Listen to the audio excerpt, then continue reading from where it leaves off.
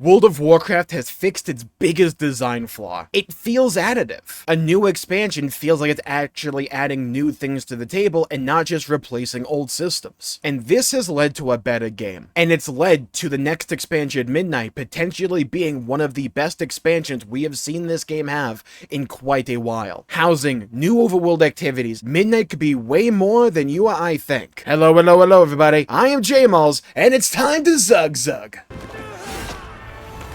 Okay, so what's going on? Well, back in Dragonflight, Blizzard completely redid World of Warcraft's Endgame, basically starting from square one, and that's where being raiding, Mythic Plus, and PvP. This would be the foundation upon which the future game would build upon, and in the War Within, they added a new endgame system to this entire thing, that being delves. Think of them like miniature dungeons you can do either with a small group of people or by yourself, with an NPC companion that you can customize a little bit with curios and choose what role they have and stuff like that. These delves would have various variants to mix up the gameplay loop, reward you a bit of gear, and for those who don't want to do high-end PvE or even PvP content, it fulfilled a niche that World of Warcraft hasn't really actively fulfilled in a long time, catering to the solo player. And over the course of Dragonflight and the War Within, Blizzard has experimented with various overworld activities to try and breathe life into the world, to varying degrees of success. In the War Within, you have things like Awakening the Machine. Yeah, that actually still exists. It's an event you can do for some rewards where you go through a round-based mode, trying to protect an earthen while he does an activity, and you just fight off various waves of monsters. The problem is, it's so ridiculously easy that it's kind of mindless content. And that's kind of the issue a lot of these overworld activities have run into, just being way too simple or grindy, to where they feel hyper-repetitive after doing them a couple of times. But whereas the old Blizzard would have seen a lot of that feedback and just stopped doing them, modern Blizzard have continued to do them but try to iterate on them to make them more engaging, again to varying degrees of success here. So in 11.1 we had all the goblin activities, running various missions in your cool little goblin car, going through piles of scrap, stuff like that. Very simple activities, but they give a bit of personality to the zone that you're in, and they feel unique to that zone. And then in Koresh, we are managing an entire ecodome. Yeah, those things from Netherstorm back in TBC. And while they sound cool on paper, the actual execution of them can leave a lot to be desired. For instance, managing that ecodome involves doing a bunch of very repetitious activities, and probably one of the longest quest chains this game has ever had. I'm not even joking about that. I don't necessarily mind that kind of stuff, but I can easily see why a large portion of the player base would dip their toe in that stuff and just go, no, not for me, I'm not doing it. But I do think there is value in having these overworld activities for each of these zones to breathe life into the overworld and to give you a reason to go out into the overworld. And what Blizzard are doing for Midnight is trying this idea again, but with ideas that genuinely sound better. And you may not even realize that they're doing this because, well, that Gamescom announcement left a lot to be desired. At least on October 1st, they're going to go into more detail about Midnight overall. Hopefully things will be way more clear there, and they have done quite a few new blog posts back in early September to clarify certain things about Midnight. But let's talk about the overworld activities for Midnight. We have 4 zones, one of these activities for each of them. For Eversong Woods, we have Silvermoon Court / Saltharil's Soiree. Their wording here is rather interesting. They say, balance your reputation between 4 of Silvermoon's military factions via public events and weeklies in a callback to Burning Crusade era reputation. Each track has its own set of cosmetic rewards. It's interesting to me that they are specifically doing a callback to Alda and Skryre from the Burning Crusade, when the War Within has kind of had this idea before, unless the version in Midnight and in Eversong Woods is drastically different. I mean, we had the various factions in Ashkahet, also the various goblin cartels in Undermined. They've done this principle before and also recently, so specifically doing a callback to Burning Crusade here makes me think they're trying to word a lot of this to appeal to players players who may have dropped out of World of Warcraft and haven't been playing the more recent versions of the game. But okay, what you're actually doing there isn't particularly clear.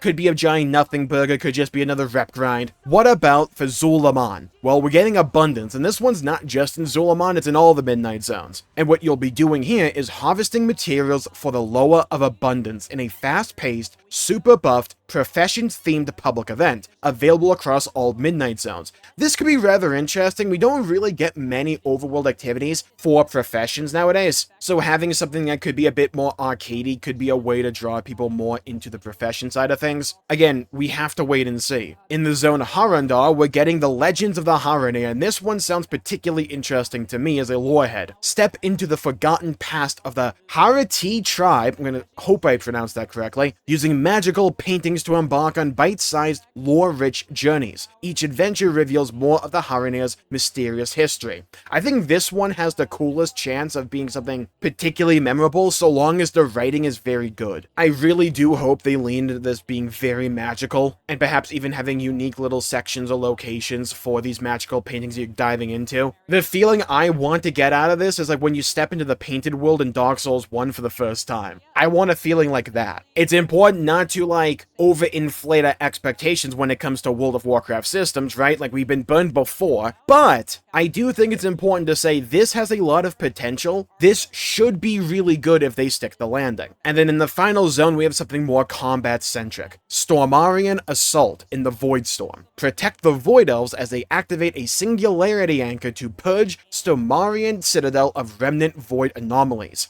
This is an action-packed combat scenario where players' skill and well-placed defenses are crucial to holding back relentless waves of void attackers. I know I just said the Legends of the Haranir one sounds the most interesting to me. This one could be the most interesting. It's just, it needs to not end up like Awakening the Machine.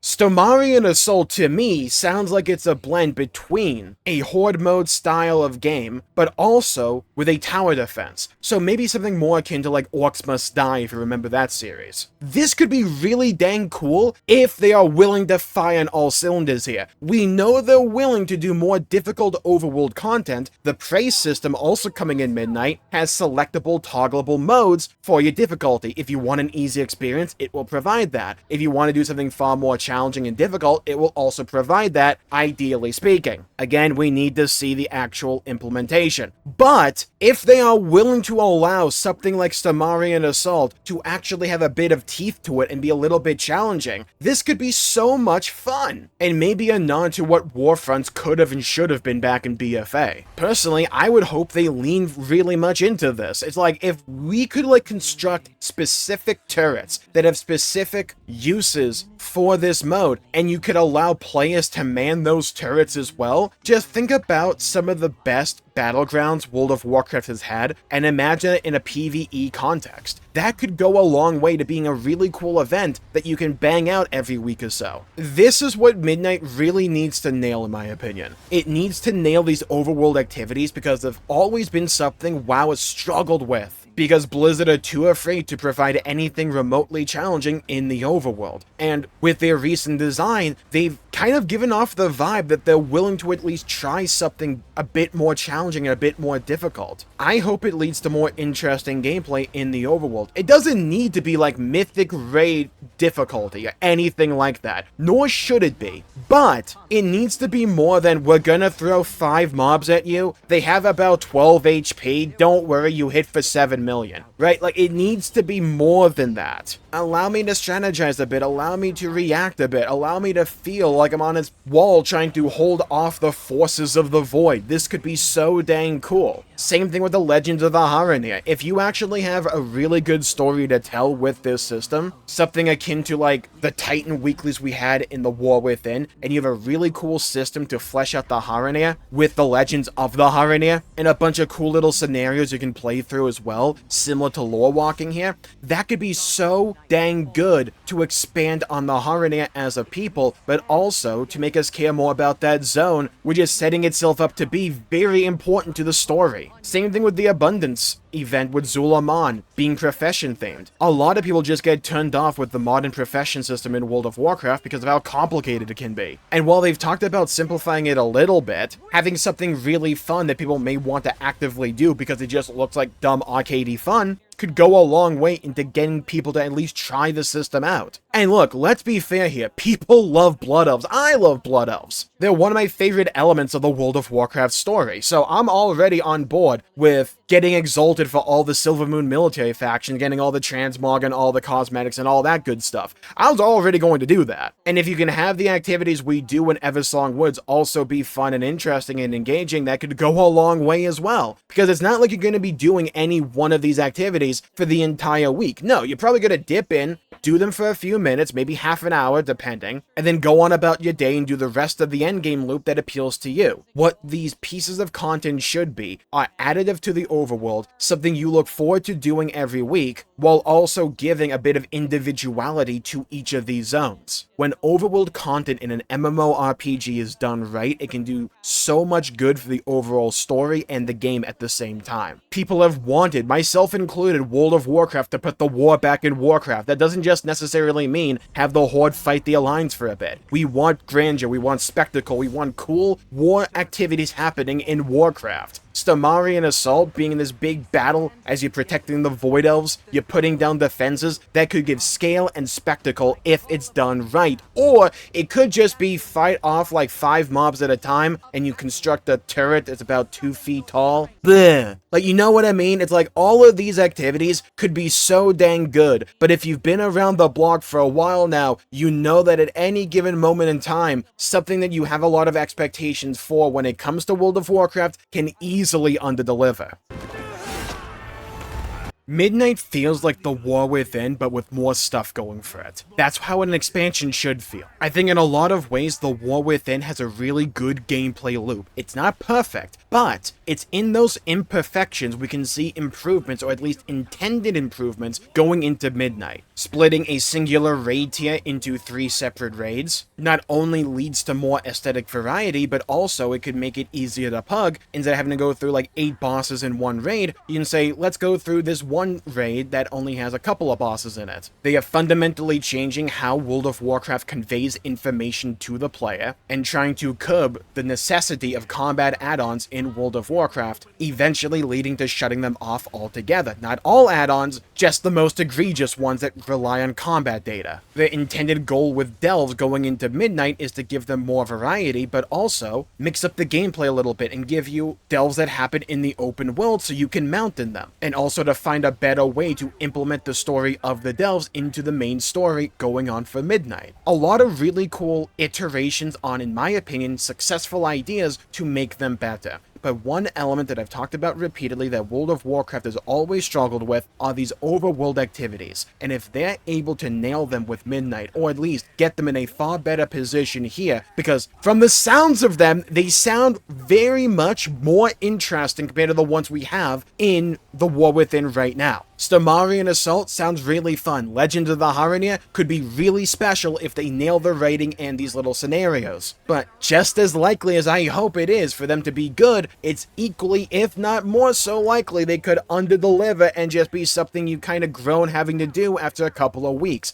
I sincerely hope that's not the case, and I want to go into Midnight with high expectations and to see those expectations met. Because on top of all of this, we're also getting housing. Some people are never going to touch housing, and there's nothing wrong with that. Just like how if you don't really want to touch Delves, you don't have to do them. But what they do is they appeal to players that haven't really been appealed to before, and they may attract people that didn't know they would like that type of content into potentially interfacing with it and then having a new element of World of Warcraft to fall in love with. It's adding on to the experience instead of just taking systems from before, removing them, and trying to throw something new at the table. I think this is a far healthier state for the game to be in. And while we look ahead to this developer deep dive into Midnight coming on October 1st and then the alpha, I hope we see these systems implemented as the best versions of themselves that they possibly can be. Because if they are, I truly believe Midnight could be something special. Midnight has so much potential. It has an interesting setting, it's dealing with interesting concepts. If they nail the story, it could be massively interesting and intriguing. The zones look gorgeous. It's taking a successful gameplay loop and adding on to it. We're getting housing. These open world activities sound as if they could be good, but time will tell. So here's where you come in. Leave a comment down below. Which of these overworld activities sounds the most interesting to you? And do you think they're actually going to be good, or do you think they're just going to be more slop for the pigs? I would love to hear your thoughts and hear your opinions and to hear your perspectives. And speaking of will it fail or won't it fail, the story of The War Within is often regarded as disjointed, kind of jumbled, and goes all over the place. But did it fail as the beginning of the World Soul Saga? In my opinion, no. And I think it shows Blizzard making the best out of a rather odd situation. And if you want to hear more, you should check out this video right here for more. Thank you all for tuning in. Stay safe until we meet again.